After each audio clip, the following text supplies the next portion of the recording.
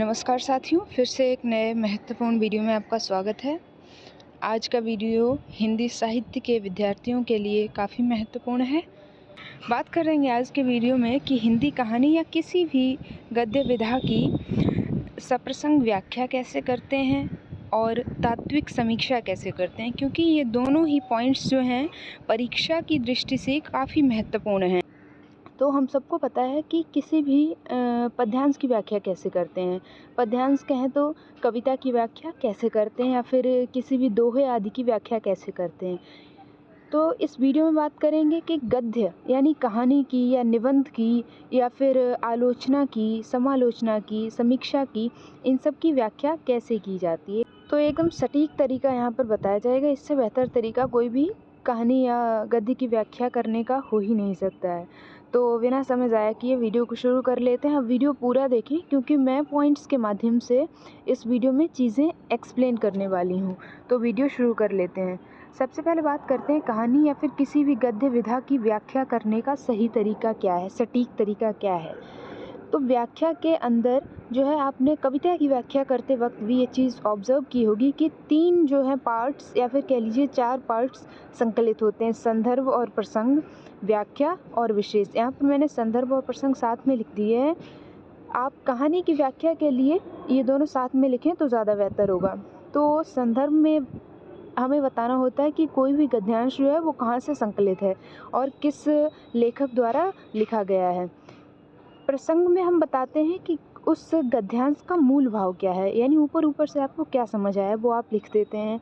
तो दूसरा पॉइंट आता है व्याख्या का। व्याख्या में आपको बताना होता है, हालांकि आपको इसमें व्याख्या ही करनी होती, लेकिन मैं आपको थोड़ा सा तरीका बता दूं कि अगर कोई भी गद्यांश किसी के संवाद से शुरू हुआ है, क्योंकि संवाद का तो आपको आइडिया लग जाता है, जो पंक्तियाँ होती हैं वो कोट कर दी जाती हैं। तो अगर संवाद से शुरू हुआ है तो आप उसमें ये अवश्य बताएं, व्याख्या करते वक्त इस बात का ध्यान ज़रूर रखें कि वो संवाद किसके और किसके मध्य का, यानी किन्हीं 2 पात्रों या 2 से अधिक पात्रों के मध्य वो संवाद हुआ होगा।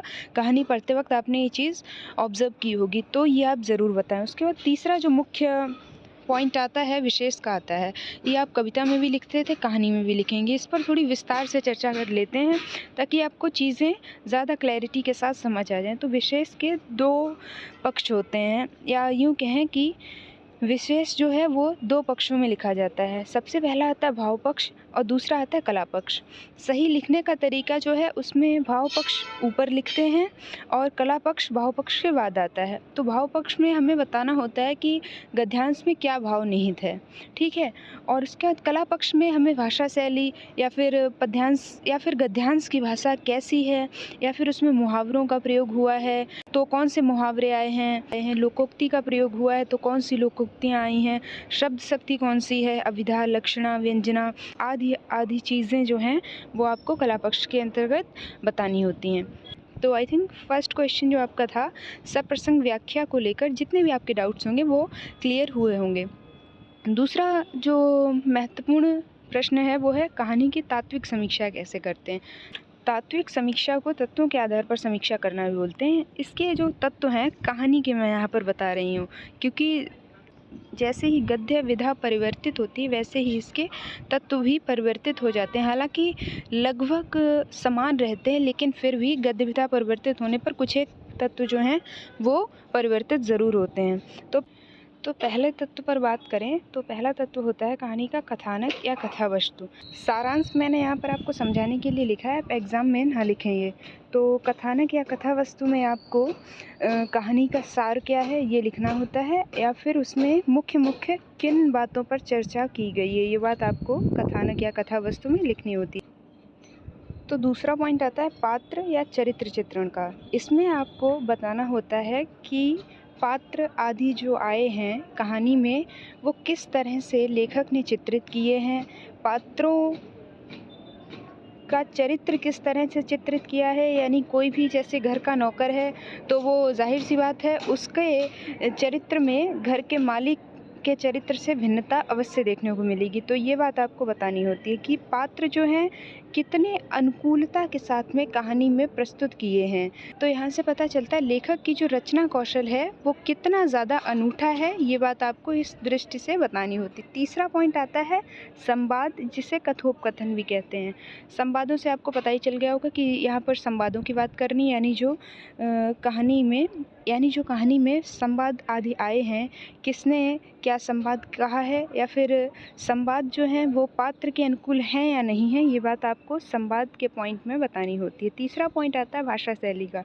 भाषा शैली में आपको बतानी होती है कि किस तरह की भाषा का प्रयोग हुआ है, ये बात आपको यहाँ पर बतानी होती है। ये बात आपको हालांकि पता होगी, इसलिए मैं ज़्यादा यहाँ पर एक्सप्लेन नहीं कर रही हूँ क्योंकि फिर वीडियो लंबी हो जाती है काफ़ी ज़्यादा। पाँचवा पॉइंट आता है देशकाल और वातावरण का। इसमें आपको बताना होता है कि कहानी जो है किस तरह के वातावरण को निरूपित कर रही है, या फिर यहाँ से ये भी पता चल जाता है, कहानी पढ़ के आपको ये भी पता चलता होगा कि कहानी जो है किस समय काल की बात कर रही है।